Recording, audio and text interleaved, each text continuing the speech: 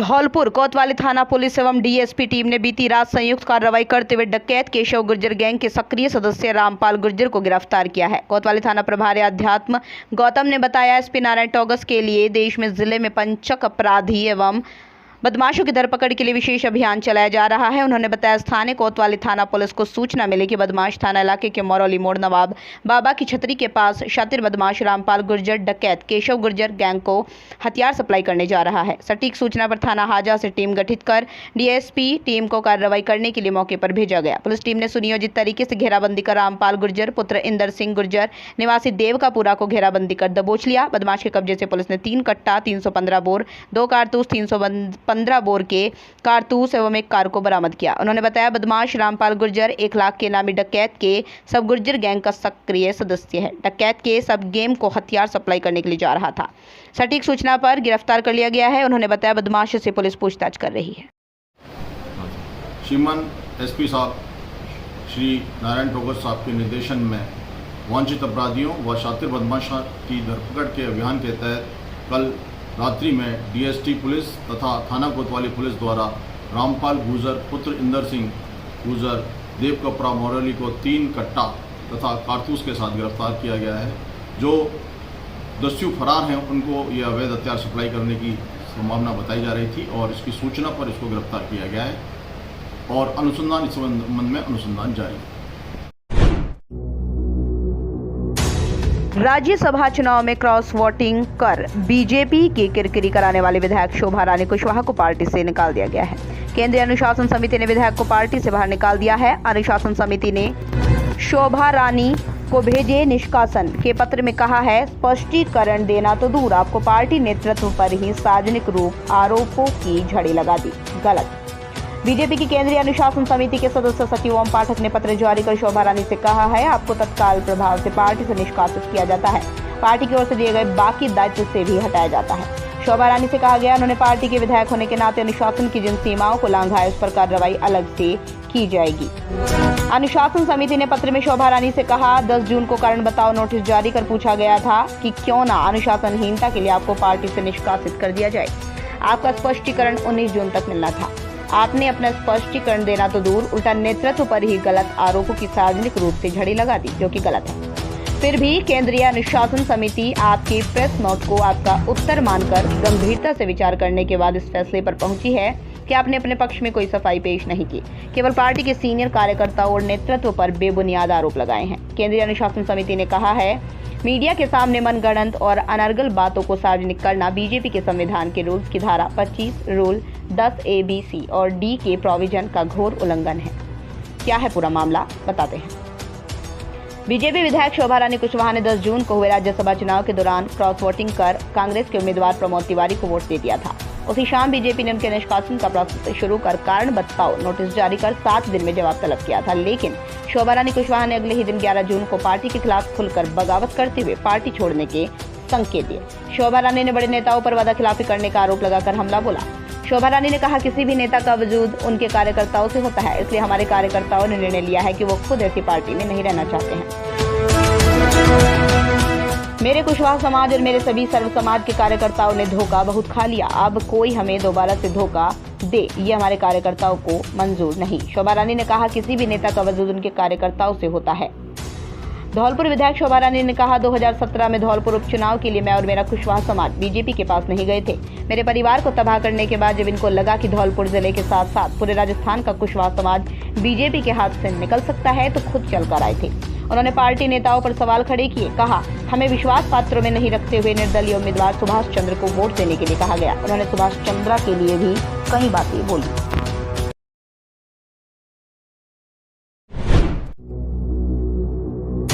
Bhuvnesh garment, हमारे यहाँ लड़कों बच्चों के लिए बेहतरीन ब्रांड के कपड़े उपलब्ध करवाए जाते हैं। हमारी दुकान पर हर ब्रांड के कपड़े उपलब्ध हैं। हमारे यहाँ T shirt, lower, pant, shirt हर ब्रांड के कम कीमत पर कपड़े उपलब्ध हैं। हमारी दुकान का पता प्रेम भगवान टावर, दुकान नंबर 5 पाड़ी है। आप हमसे फोन से भी संपर्क कर सकते हैं। हमारा मोबाइल नंबर है 9633213840। हमारे यहाँ फोन से भी कपड़े बेचे जाते हैं।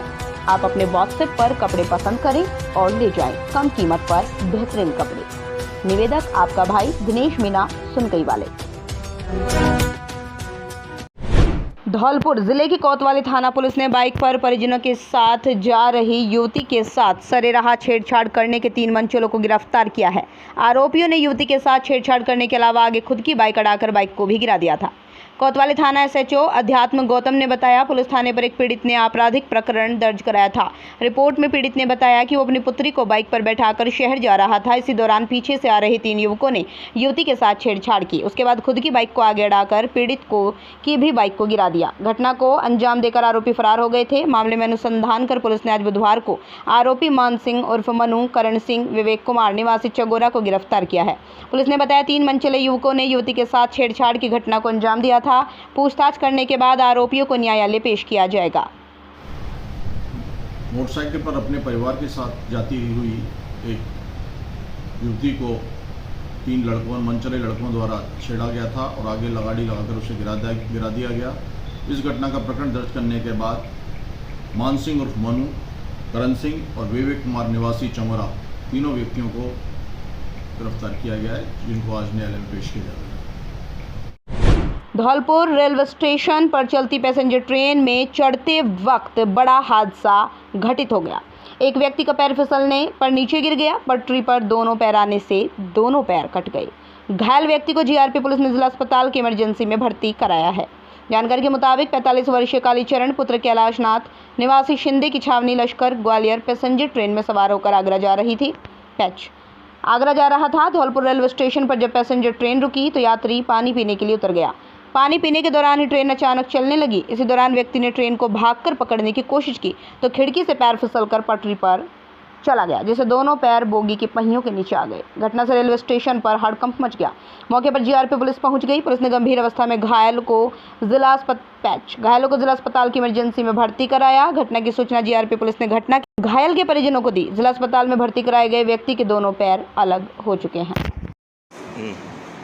अभी ट्रॉमा वार्ड में कालीचरण नाम का व्यक्ति रेल से दोनों पैर कट करके रेलवे पुलिस द्वारा ट्रॉमा वार्ड में भर्ती कराया गया है, जिसकी स्थिति नाजुक बनी हुई है। दोनों पैर कटकर अलग हो गए हैं, जिसको के रिपेयर कर दिया गया है। वार्ड में इलाज चल रहा है। धौलपुर जिले के सैपऊ कस्बे के भरतपुर स्थित PNB बैंक के पास चाय की थड़ी पर 2 मासूम बेटियों को छोड़कर एक मां 5 घंटे तक फरार हो गई। बच्चियों को लापता देख मौके पर लोगों की भीड़ जमा हो गई। सूचना पाकर मौके पर पहुंचे ETV भारत के पत्रकार नीरज शर्मा ने पुलिस एवं चाइल्ड हेल्पलाइन को सूचित कर बच्चियों को अपने संरक्षण में लिया। जानकारी के मुताबिक आज बुधवार को सैपऊ कस्बे के पंजाब नेशनल बैंक के बगल में एक चाय की थड़ी पर 6 माह एवं 1.5 वर्ष की 2 मासूम बच्चियां बिलख रही थी। बच्चियों को लावारिस अवस्था में देख लोगों की भीड़ जमा हो गई। स्थानीय लोगों द्वारा बच्ची के माता पिता को खोजने की भी कोशिश की, लेकिन कोई सुराग नहीं लग सका। स्थानीय लोगों की सूचना पाकर मौके पर पहुंचे ETV भारत के पत्रकार नीरज शर्मा द्वारा स्थानीय पुलिस बाल कल्याण समिति सदस्य ब्रजेश मुखरिया से वार्ता कर चाइल्ड हेल्पलाइन को अवगत कराया गया। इस दौरान दोनों बच्चियों को पत्रकार नीरज शर्मा द्वारा खुद के संरक्षण में लेकर बच्चियों की परवरिश कराई गई। करीब 5 घंटे बाद बच्चियों की मां बीरो पत्नी BP सिंह कुशवाहा निवासी राजौरा खुर्द पहुंच गई। इस दौरान स्थानीय पुलिस के हवलदार रामनाथ मीणा के साथ चाइल्ड हेल्पलाइन के BP सिंह भी टीम को लेकर पहुंच गए। पुलिस द्वारा वार्ता करने पर मुख्य तथ्य सामने आया कि पति पत्नी में विवाद हुआ था। विवाद होने पर पत्नी दोनों बच्चियों को लेकर सैपऊ कस्बे में पंजाब नेशनल बैंक से रुपये निकालने आई थी, लेकिन बैंक पासबुक को घर भूल आई। ऐसे में चाय की थड़ी पर दोनों बच्चियों को लावारिस हालत में छोड़कर घर पासबुक लेने चली गई थी। करीब 5 घंटे के अंतराल में पुलिस और चाइल्ड लाइन स्थानीय लोगों को कड़ी मशक्कत करनी पड़ी। पुलिस और चाइल्ड हेल्पलाइन ने पति पत्नी से समझाइश कर दोनों बच्चियों को सुपुर्द कर दिया है। पुलिस द्वारा पति को भी पाबंद किया है। चाइल्ड हेल्पलाइन द्वारा पत्नी को भी भविष्य में ऐसा कर्तव्य नहीं करने की चेतावनी दी है।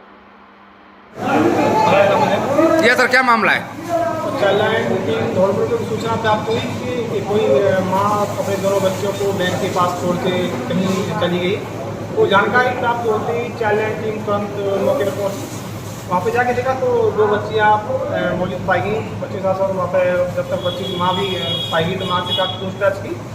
माँ ने बताया मैं बैंक में अकाउंट में पैसे निकाल के आई थी, कभी मेरी पासबुक घर पर रही थी, इसलिए तो बच्चों को मैं बिठा के और पासबुक लेने घर पर गई थी।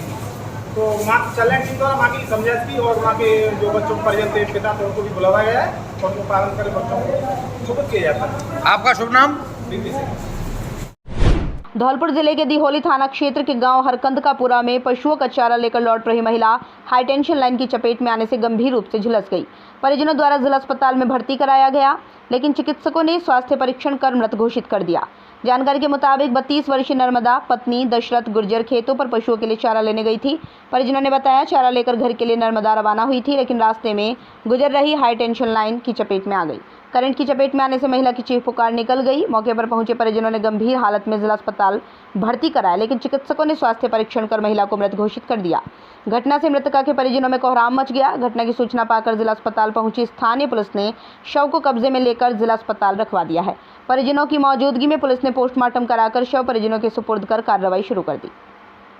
हाँ, ग्राम हरकंदपुरा में प्रसाद सिंह ने एक तहरीर दी है कि मेरी पत्नी नर्मदा मेरे खेत में चली कर रखी है, तो आवारा पशुओं को भगाने के लिए अपने समर्शियल बोरिंग पर गई हुई थी, जहां बिजली का करंट अचानक लग जाने से उसकी मृत्यु हो गई है। क्या नाम है सर आपका? मेरा नाम भूप सिंह एसआई थाना दिहोली। धौलपुर जिले के सदर थाना क्षेत्र के NH 11B पर चांदपुर गांव के पास इको गाड़ी टेम्पो में भिड़ंत हो गई। दुर्घटना में 4 महिला घायल हो गई, जिन्हें उपचार के लिए जिला अस्पताल इमरजेंसी में भर्ती कराया गया है। जानकारी के मुताबिक सुरोठी की निवासी आधा दर्जन से अधिक महिला एवं पुरुष टेम्पो में सवार होकर धौलपुर शहर में किसी कार्यक्रम में शामिल होने आ रहे थे। टेम्पो जैसे ही NH 11B पर चांदपुर गांव के पास पहुंचा तो इको गाड़ी ने तेज रफ्तार में टक्कर मार दी। दुर्घटना के मौके पर चीख पुकार मच गई। घटना को लेकर स्थानीय लोग मौके पर पहुंच गए, जिन्होंने पुलिस को सूचित कर सभी घायलों को जिला अस्पताल इमरजेंसी में भर्ती कराया है। 2 महिलाओं की हालत बेहद नाजुक बताई जा रही है। घटनास्थल पर पहुंची सदर थाना पुलिस ने दुर्घटनाग्रस्त वाहनों को कब्जे में लेकर जाँच शुरू कर दी है। मेरा नाम देवी सिंह है। क्या घटना हुई है? ये टेम्पू से आ रहे थे और इको वाले ने मिला के दिया है। कहाँ से आ रहे थे? सुरोटी थे। यहाँ धौलपुर किस काम के लिए आ रहे थे? तो धौलपुर पार्क में कहते शादी के गोद भरने के लिए आ रहे थे। कितने जने घायल हुए इसमें? थोड़ा देखना मालूम नहीं है। 4 महिलाएं, एक बच्चा है। और 4 महिलाएं, एक बच्चा है।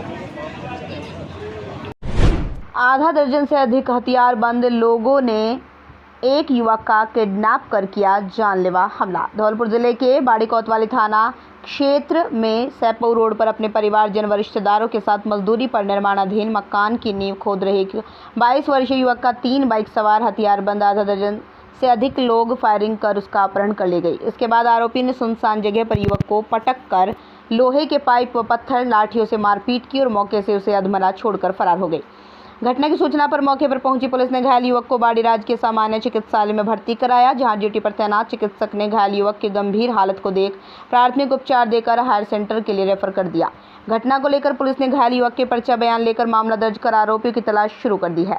जानकारी के अनुसार 22 वर्षीय पीड़ित घायल धारा सिंह पुत्र कल्लू राम कुशवाहा निवासी रेलवे स्टेशन के पीछे कृष्ण कॉलोनी बाड़ी ने पुलिस को पर्चा बयान में बताया कि वो 14 जून मंगलवार की देर शाम करीब मजदूरी पर सैपऊ रोड पर विनय ब्राह्मण के प्लॉट में मकान की नींव खोद रहा था। पीड़ित के साथ पीड़ित का भाई विष्णु बंटू, पीड़ित का चाचा मान सिंह, पुत्र कन्हैया, जीजा रणवीर निवासी गुमटबाड़ी थाना बाड़ी मजदूरी कर रहे थे। वहां पर 3 मोटरसाइकिल पर आधा दर्जन लोग हथियारों के साथ आए। फायरिंग कर एक मोटरसाइकिल पर धारा सिंह को मौके से अपहरण कर ले गए। आरोपी पीड़ित को सैपऊ रोड पर भारत पेट्रोल पंप के पीछे सुनसान जगह पर ले गए, जहां उसे जमीन पर पटक कर लोहे के पाइप, पत्थर, लाठियों से मारपीट की। मारपीट करने के बाद सभी आरोपी धारा सिंह को अधमरा छोड़कर फरार हो गए। घायल ने पर्चा बयान में बताया 8 दिन पूर्व भी पीड़ित के घर पर प्रेम सिंह, कैलाशी, लोचन मुन्ना आए थे और धमकी देकर चले गए। पुलिस ने घायल के पर्चा बयान के आधार पर भारतीय दंड संहिता की अपराध धारा 143, 323, 341, 365, 336 में मामला दर्ज कर आरोपी की तलाश शुरू कर दी है। क्या मामला है? कल बाड़ी से बगीची से जरिए टेलीफोन सूचना मिली थी कि दारा सिंह कुशवा को अतराजपुरा के प्रेम सिंह वगैरह उठा कर ले गए। इस सूचना पर पुलिस मौके पर पहुंची तो वहाँ प्रेम सिंह गुजर व उसके अन्य साथियों द्वारा किसी ज़मीन विवाद को लेकर वहाँ से उठाकर ले जाना और मारपीट करना है, जिस पर FIR दर्ज की गई है, अनुसंधान किया। सर, बताया जा रहा है कि हथियार की नोक पे कनपट्टी पे लगा के ले गए हैं। इस तरह की कोई फायर या हथियारी बात नहीं है। यहाँ से 5-7 आदमियों का नाम का उन्होंने बताया था कि 6-7 आदमी थे जो मुझे उठा के मोटरसाइकिल बैठा के ले गए और मारपीट कर रास्ते में ही छोड़ गए। जिसको लाके हॉस्पिटल में एडमिट कराया, परिसर पर मुकदमा दर्ज किया गया, अनुसंधान किया गया। जिले के राजाखेड़ा उपखंड के पहाड़ी मरैना में स्थित बाबा पीतमगिरी मंदिर पहाड़ी पर किसान संगठन भारतीय किसान संघ के तत्वाधान में किसान महापंचायत का आयोजन हुआ। महापंचायत में किसानों ने अपनी 6 मांगों पर विचार विमर्श कर सरकार के प्रतिनिधि एसडीएम राजाखेड़ा के माध्यम से मुख्यमंत्री के नाम ज्ञापन दिया। किसानों ने चंबल लिफ्ट नहर के कार्य में तेजी लाने, पंचायत स्तर पर गौशाला खोलने, चंबल रेता के घाट निश्चित कर ठेका कराने, किसानों के विद्युत के 10 से 12 घंटे कराने, कुथियाना घाट पर चंबल पर पुल बनवाने की मांग की। मांग पूरी नहीं होने पर किसानों ने आगामी समय में उग्र आंदोलन करने की चेतावनी दी। धौलपुर जिले का सबसे उत्कृष्ट संस्थान ABM कॉन्वेंट स्कूल धौलपुर और किड्स इंटरनेशनल स्कूल बेहतर गुणवत्तापूर्ण शिक्षा, आधुनिक तकनीक, मजबूत इंफ्रास्ट्रक्चर, आधुनिक classroom, library, online classes, chemistry lab, biology lab, arts lab, music lab लाने ले जाने के लिए बसेस सुविधा, अनुशासित वातावरण, scout NCC training, school band NCC, teaching staff and auditorium.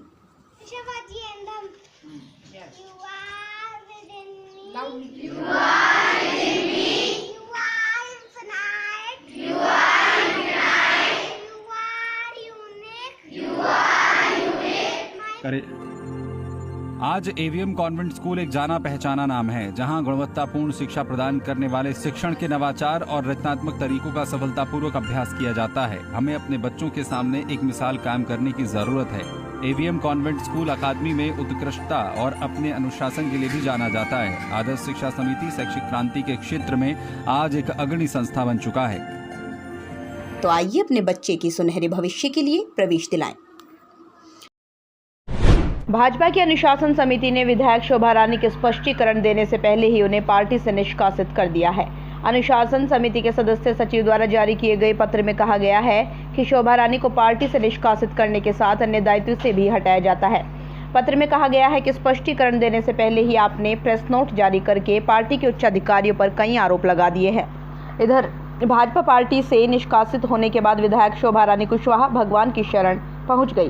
Party से निष्कासित होने की सूचना मिलने के बाद विधायक शोभा रानी कुशवाहा सरानीखेड़ा क्षेत्र के बसई सामंता में स्थित हरिदास बाबा आश्रम पर चल रही 9 दिवसीय श्रीमद् भागवत कथा में पहुंची और भगवान के हाथ जोड़कर उनसे मनोकामना मांगी। इसके बाद विधायक शोभा रानी कुशवाहा ने 21,000 रुपये का दान भी किया। इस दौरान विधायक ने ग्रामीणों से मुलाकात की, उनसे कहा वो रात दिन उनकी हर सेवा में उपस्थित है। ग्रामीणों को कोई भी समस्या आती है तो वो उन्हें किसी समय मिल सकते हैं। इधर पार्टी से निष्कासित के बाद श्रीमद् भागवत कथा में विधायक के पहुंचने की सूचना मिलने के बाद मीडिया कर्मी उनसे मिलने के लिए वहां पहुंचे, लेकिन मीडिया के आने की भनक लगते ही विधायक शोभा रानी कुशवाहा ने तुरंत वहां से निकल पड़ी। हालांकि ग्रामीणों ने विधायक से भंडारे की प्रसादी लेने के साथ ही रुकने की गुहार लगाई, लेकिन मीडिया के आने की भनक के चलते विधायक शोभा रानी कुशवाहा वहां पर नहीं रुकी, गाड़ी में बैठकर वहां से रवाना हो गई। आज बाबा हरिदास के प्रांगण में भागवत कथा में जो भंडारा हुआ है वो बहुत बढ़िया तरीके से चल रहा है और उसमें मैंने भी आनंदित होकर प्रसादी ग्रहण की। इस तरह के धार्मिक जो अनुष्ठान है या कथा भागवत हमारी जो पुरानी संस्कृति है, जो विरासत है, उसको बचाए रखने के लिए होती रहनी चाहिए और सभी यहाँ पे पूरे इलाके के सभी समाजों के आदमियों यहाँ पे भंडारे में बहुत अच्छी तरह से सभी व्यवस्था कार्यकर्ताओं की सभी व्यवस्था के साथ में बहुत ही अच्छी तरह से व्यवस्था बनाए हुए हैं और सभी यहाँ प्रेम से भंडारे में प्रसादी पा रहे हैं। जय हिंद, जय भारत। मैं सिद्धार्थगिरी महाराज 100 दिन के लिए धूना तपा मैंने शिव 14 से जेठ के दशहरा तक सर्व जनता की सम्मति से यहाँ भागवत का आयोजन किया गया। आज का विशाल भंडारा है। हरिदास बाबा की कृपा से सौरभ समाज की कृपा से भंडारा संपन्न हुआ। मैं हार्दिक शुभकामना करता हूँ कि भंडारा ऐसा होता रहे और संतों और भक्तों के भंडार भरे रहे। मेरी यही इच्छा है। जयपुर में आरक्षण की मांग को लेकर सैनी समाज का आंदोलन आज चौथे दिन भी जारी। सैनी समाज के लोग जयपुर आगरा नेशनल हाईवे को जाम कर बैठे हुए हैं। प्रशासन ने हाईवे के जाम को हालात को देखते हुए रूट डाइवर्ट किया है। लगातार सैनी समाज के लोग 12% आरक्षण की मांग कर रहे हैं। ऐसे में प्रशासन द्वारा लगातार उनसे वार्ता की कोशिश की गई, लेकिन वार्ता अब तक विफल रही। आज प्रशासन आंदोलनकारियों के बीच वार्ता हो सकती है। आंदोलन के स्थगित होने की उम्मीद जताई जा रही है। आंदोलनकारियों का 11 सदस्यीय प्रतिनिधिमंडल आज प्रशासन से मुलाकात कर आंदोलन को स्थगित कर सकता है। ऐसे में प्रशासन भी अंदेशा लगा रहा है कि आज बातचीत जो है वो सकारात्मक रहनी चाहिए, लेकिन अब देखना ये होगा मुलाकात के बाद क्या परिणाम निकलते हैं। क्या आंदोलनकारी और प्रशासन के बीच सहमति बन पाती है या नहीं। आंदोलनकारियों का कहना है अगर सहमति बिंदुओं पर नहीं बनी तो आंदोलन आगे जारी रहेगा। चौथा दिन है, आप लोगों के माध्यम से अखबार और टीवी में पढ़ रहे हैं, सरकार के नुमाइंदे सैनी समाज को हल्के में ले रहे हैं। अनर्गल बने बयानबाजी आ रही है, जबकि संयोजक और संचालन मंडल ने किसी भी तरह से सरकार के खिलाफ कोई बात करने की मंशा नहीं रखी है, न किसी व्यक्ति विशेष के खिलाफ कोई बात की है। लेकिन तोड़ मरोड़ कर जो बातें पेश की जा रही हैं, अखबार हमें ये बताना चाह रहा है कि आप लोगों के बारे में यहाँ के राजनेता सरकार क्या सोचती है। सैनी साक्य कुशवाहा मौर्य किसी जाति से संघर्ष करने के लिए यहाँ नहीं बैठा है, केवल सरकार में अपना हक चाहता है, उसी के लिए बैठा है। आने वाले भविष्य में अगर सरकार सीधे मुंह बात नहीं करती है तो निश्चित हमें आंदोलन को और उग्र करना पड़ेगा।